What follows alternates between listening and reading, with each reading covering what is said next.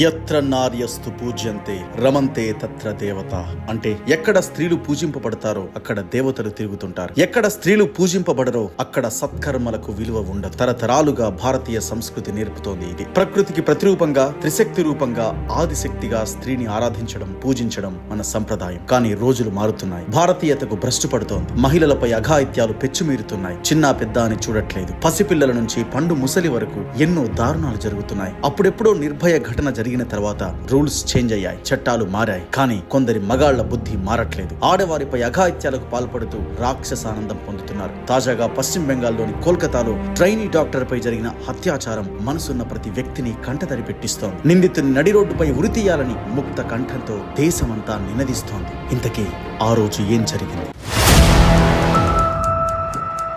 నిందితుడు సంజయ్ రాయ్ ఎలా దొరికాడు? ఈ ఘోరానికి పాల్పడింది అతనొక్కడేనా? ఇంకెవరైనా ఉన్నారా? వారికి రాజకీయ పెద్దల అండదండలు ఉన్నాయా? మమతా బెనర్జీకి అంతా తెలుసా? నిందితుడికి పోలీస్ డిపార్ట్మెంట్కు ఉన్న సంబంధం ఏంటి?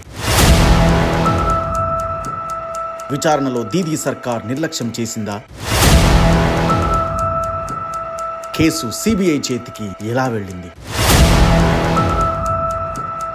దేశవ్యాప్తంగా ఉన్న డాక్టర్లు ఏమంటున్నారు? ఇలా అన్ని విషయాలు ఈ వీడియోలో తెలుసుకుందాం. వీడియో మొత్తం పూర్తిగా చూడండి. మీ ఫ్రెండ్స్ కి, తెలిసిన వాళ్లకు షేర్ చేయండి. మరిన్ని వీడియోల కోసం ఈ ఛానల్ సబ్స్క్రైబ్ చేసి ఫాలో అవ్వండి. ఆగస్టు 8 గురువారం అర్ధరాత్రి Kolkata RG Kar medical college post graduation second year చదువుతున్న ట్రైనీ లేడీ డాక్టర్ ఆసుపత్రిలో నైట్ డ్యూటీలో ఉంది. కొన్ని రోజుల్లో స్టెథోస్కోప్ పట్టుకుని ప్రజలకు వైద్యం చేయాలని కలలు కంటోంది. కానీ ఆ రాత్రి ఆమెకు కాలరాత్రి అయింది. కామం నెత్తికెక్కిన మృగాడు ఆమెను బలి తీసుకున్నాడు. అత్యంత కిరాతకంగా పొట్టన పెట్టుకున్నాడు. ఆగస్టు 9 శుక్రవారం ఉదయం సెమినార్ హాల్లో అర్ధనగ్న స్థితిలో శవమై కనిపించింది బాధితురాలు. దేశవ్యాప్తంగా ఈ ఘటన సంచలనం రేపడంతో బాధితురాలికి అభయ అనే పేరు పెట్టారు. నిర్భయ ఉదంతాన్ని గుర్తు చేసిన ఈ ఘటన దేశం మొత్తాన్ని కదిలించింది. ప్రతి రాష్ట్రంలో డాక్టర్లు రోడ్డెక్కారు. అత్యాచారంపై ప్రజా సంఘాలు గలమెత్తాయి. నిందితులను కఠినంగా శిక్షించాలని నినదించాయి. ఘటన వెలుగులోకొచ్చాక చాలా నాటకీయ పరిణామాలు చోటు చేసుకున్నాయి. అభయ తీవ్ర గాయాలతో పడి ఉన్నది. అలాంటి సమయంలో కాలేజ్ ప్రిన్సిపాల్ ఏం చేయాలి? వెంటనే పోలీసులకు, తల్లిదండ్రులకు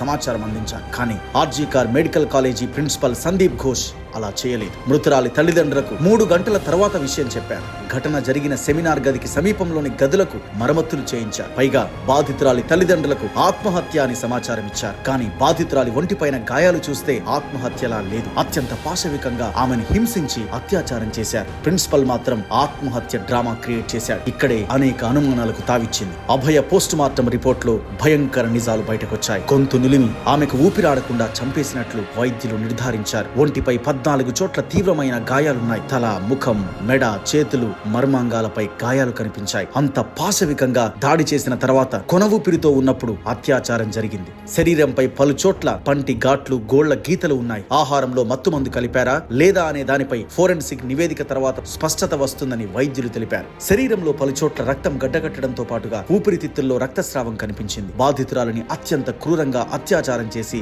హత్య చేసినట్లు పోస్ట్ మార్టం నివేదిక ద్వారా నిర్ధారణ అయింది. ఆగస్టు 12 సోమవారం నిందితుడు సంజయ్ రాయ్ ని అరెస్ట్ చేశారు పోలీసులు. ఇతనొక్కడే ఈ ఘాతుకానికి పాల్పడ్డా? ఇంకెవరైనా ఉన్నారా అనే సందేహాలున్నాయి. ఒక్కడు ఇంత కిరాతకంగా హత్య చేశాడంటే ఎవరు నమ్మట్లేదు. అభయకైన గాయాలు బట్టి ఇది సామూహికంగా జరిగిన ఘోరంగా అనుమానిస్తున్నారు. నిందితుడు ఆసుపత్రి ఉద్యోగి కాదు. అయినా క్యాంపస్ లోని భవనాల్లో తరచుగా కనిపించేవాడు. ట్రాఫిక్ నిర్వహణ, విపత్తులు సహా వివిధ రకాల పనుల్లో పోలీసులకు సహాయం చేయడానికి నియామకమైన కాంట్రాక్ట్ ఎంప్లాయీ సంజయ్ రాయ్ 2019లో కోల్కతా పోలీసుల డిజాస్టర్ మేనేజ్మెంట్ గ్రూప్ లో వాలంటీర్ గా చేరాడు. ఆ తర్వాత పోలీసు సంక్షేమ విభాగానికి మారాడు. ఆ తర్వాత RG Kar medical college and హాస్పిటల్లోని police out post లో డ్యూటీ చేసేవాడు. పోలీసుగా చెలామణి అవుతూ అక్రమాలకు పాల్పడేవాడని గుర్తించారు. ఇతని పర్సనల్ బ్యాక్గ్రౌండ్ చెక్ చేయగా పరమ చెత్తగా ఉంది. 4 పెళ్లిళ్లు చేసుకున్నాడు. భార్యలను వేధించాడు. అతడి వర్స్ట్ బిహేవియర్ వల్ల 3 భార్యలు అతన్ని విడిచిపెట్టేశారు. ఒక్క భార్య క్యాన్సర్ తో చనిపోయింది. అఘాయిత్యం సమయంలో సంజయ్ రాయ్ కి చెందిన హెడ్ సెట్ పడిపోయింది. ఇది గుర్తించని అతను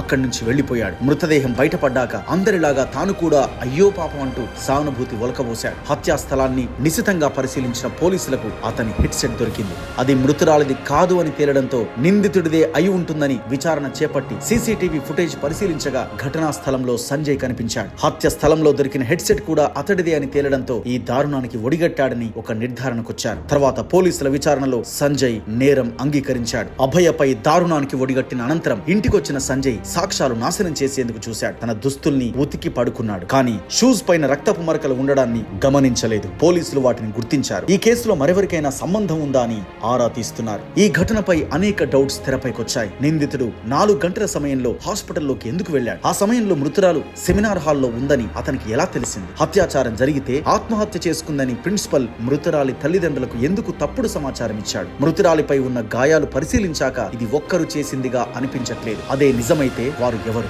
ఘటనపైన మమతా బెనర్జీ సర్కార్ నిర్లక్ష్యం చేసిందా? ఇలా అనేక అనుమానాలు వ్యక్తమయ్యాయి. పైగా రాష్ట్ర ముఖ్యమంత్రి, హోంమంత్రి, ఆరోగ్య శాఖ మంత్రి అయిన మమతా బెనర్జీ న్యాయం చేయాల్సింది పోయి ధర్నాలో పాల్గొనడం పైన సర్వత్రా విమర్శలు వ్యక్తమయ్యాయి. ఈ కేసులో రాజకీయ కోణం ఉన్నట్లు అనుమానాలు ఉన్నాయి. బాధితురాలను క్రూరంగా హింసించి చంపిన వారిలో టీఎంసీ ఎమ్మెల్యే మేనల్లుడు కూడా ఉన్నాడని బీజేపీ ఆరోపిస్తోంది. అందుకే హత్య జరిగిన వెంటనే ఈ కేసుని ఆత్మహత్యగా చిత్రీకరించడానికి ప్రయత్నం చేశారని ఆరోపణలు చేశారు. అసలు దోషి ఎవరనేది ప్రిన్సిపల్ సందీప్ ఘోష్ కు ఖచ్చితంగా తెలుసని అంటున్నారు. మమతా బెనర్జీ నిందితులను కాపాడుతున్నారని ఆరోపణ చేశారు. న్యాయం చేయాల్సిన ఆమెనే న్యాయం కోసం రోడ్డెక్కడంతో పలువురు దుమ్మెత్తిపోశారు. బాధితురాలి తల్లిదండ్రులు కూడా మండిపడ్డారు. తమ కుమార్తె కేసు విషయంలో మొదట్లో సీఎంపై పూర్తి నమ్మకం ఉండేదని, పోలీసులు వ్యవహరించిన తీరు చూసి పూర్తిగా నమ్మకం లేకుండా పోయిందని చెప్పారు. ఘటన జరిగిన నాడు ఉదయం ట్రైనీ డాక్టర్ తండ్రికి RG Kar medical college and hospital నుంచి ఫోన్ కాల్ వచ్చింది. ట్రైనీ డాక్టర్ ఆత్మహత్యకు పాల్పడ్డట్లు ఆసుపత్రి వర్గాలు ఆయనకు ప్రాథమిక సమాచారం ఇచ్చారు. అయితే నేరుగా ఆసుపత్రికి వెళ్లి చూశాక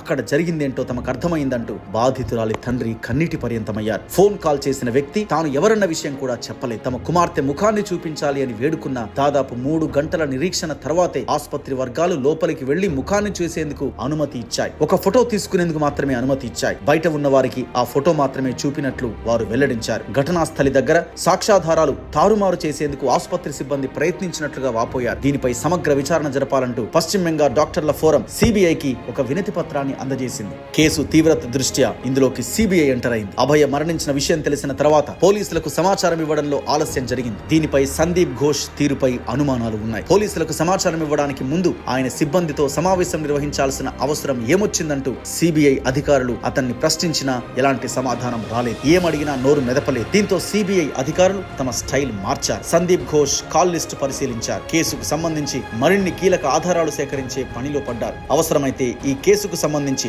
మరిన్ని అరెస్టులు జరిగే అవకాశం కూడా ఉన్నది. నిందితుడు సంజయ్ రాయ్ కు పాలిగ్రాఫ్ టెస్ట్ నిర్వహించేందుకు కోల్కతా కోర్టు సిబిఐకి అనుమతిచ్చింది. మరోవైపు ఈ హత్య పైన డాక్టర్లు భగ్గుమన్నారు. దేశవ్యాప్తంగా డాక్టర్లు, విద్యార్థులు ఆందోళన చేపట్టారు. దారుణ ఘటన నిరసిస్తూ పలు రకాల వైద్య సేవలు కూడా నిలిపేశారు. ఆసుపత్రుల్లో వైద్యులకు భద్రత కల్పించాలని డిమాండ్ చేశారు. భద్రతకు సంబంధించిన డిమాండ్లను పరిష్కరించే వరకు తమ ఆందోళన కొనసాగిస్తామన్నారు. జస్టిస్ కోసం మెడికోల ఆందోళన కొనసాగుతున్న నేపథ్యంలో కేసు కీలక మలుపు తీసుకుంది. సుప్రీంకోర్టు సుమోటోగా స్వీకరించింది. సిజేఐ డివై చంద్రచూడ్ సారథ్యంలోని ధర్మాసనం కేసును విచారిస్తోంది. సుప్రీం విచారణతో ఈ దర్యాప్తు మరింత వేగం సంతరించుకుంది. వైద్యుల నిరసనతో ఆసుపత్రుల్లో వైద్య సేవలకు అంతరాయం ఏర్పడుతోంది. దీంతో రోగులు తీవ్రంగా అవస్థపడుతున్నారు. ఈ నేపథ్యంలో డాక్టర్లు సమ్మె విరమించి తమ విధుల్లోకి చేరాలని సుప్రీంకోర్టు కోరింది. ఈ ఘటనపై జాతీయ టాస్క్ ఫోర్స్ ఏర్పాటు చేసింది. డాక్టర్ల భద్రత గురించి ఈ టాస్క్ ఫోర్స్ చర్యలు తీసుకుంటుంది. మెడికల్ ప్రొఫెషనల్స్ ఎవరైనా సరే వారికి సామాజిక భద్రత కల్పించడమే దీని ఉద్దేశం. దేశవ్యాప్తంగా డాక్టర్ల భద్రత గురించి ఏకాభిప్రాయాన్ని క్రియేట్ చేయాలని చీఫ్ జస్టిస్ డివై చంద్రచూడ్ తెలిపారు. 2012లో ఢిల్లీలో నిర్భయ ఘటన వెలుగు చూసింది. 2019లో హైదరాబాద్ లో దిశ కేసుపై దేశవ్యాప్తంగా ఆందోళనలు చెలరేగాయి. ప్రభుత్వాలు కఠిన చట్టాలు చేసినా కొత్త కేసులు నిత్యం వెలుగు చూస్తూనే ఉన్నాయి. ఈ దారుణాలకు అడ్డుకట్ట వేసేందుకు, మూలాలు ఎక్కడ దాగి ఉన్నాయో తెలుసుకునేందుకు మాత్రం ప్రభుత్వాలు చర్యలు తీసుకోవట్లేదు. దాని ఫలితమే దేశంలో ప్రతిరోజు సగటున 88 అత్యాచార కేసులు నమోదవుతున్నాయి. ఇంకా బయటకు రానివి ఎన్నో. ఇలాంటివి జరిగినప్పుడు మాత్రం ర్యాలీలు తీయడం, కొవ్వొత్తులు వెలిగించడం కామన్ అయిపోయింది. అవి ఆరిపోయాక మరిచిపోవడం కూడా అలవాటైపోయింది. కానీ రేపటి రోజున బాధితురాలి స్థానంలో మన పిల్లలను చూసే పరిస్థితి రాకూడదంటే సమాజంలో ఎటువంటి మార్పులు తీసుకురావాలి అనే దానిపై ఆలోచన చేయాలి. ప్రభుత్వాల్లో మార్పు రావాలి. అసలు నిందితులకు వెంటనే శిక్ష పడాలి. నిర్భయ ఉదంతానికి ఏమాత్రం తీసిపోనిది హత్రాస్ ఘటనలో ఏం జరిగిందో చూశాం. ఆ సమయంలో యూపీ పోలీసుల తీరు అనేక అనుమానాలకు తావిచ్చింది. ఆనాడు ప్రభుత్వం చెప్పిన దాంట్లో మోసం లేకపోతే అర్ధరాత్రి పూట బాధితురాలికి అంత్యక్రియలు ఎందుకు చేశారు? అత్యాచారం జరగలేదని చెప్పేందుకు పోలీసులకు ఎందుకంత అత్యుత్సాహం? ఇప్పుడు అభయ ఘటనలో కూడా అదే జరిగిందని అనుమానాలు ఉన్నాయి. ప్రిన్సిపల్ తీరు, పోలీసుల వ్యవహార శైలి అనేక డౌట్స్ కు కారణమయ్యాయి. అసలు ఈ ఘాతుకానికి పాల్పడిన వారిని రక్షించే ప్రయత్నాలు జరుగుతున్నాయని సందేహాలు వ్యక్తమయ్యాయి. వీటన్నింటిపై క్లారిటీ ఎప్పుడు వస్తుందో, బాధితురాలికి ఎప్పుడు న్యాయం జరుగుతుందో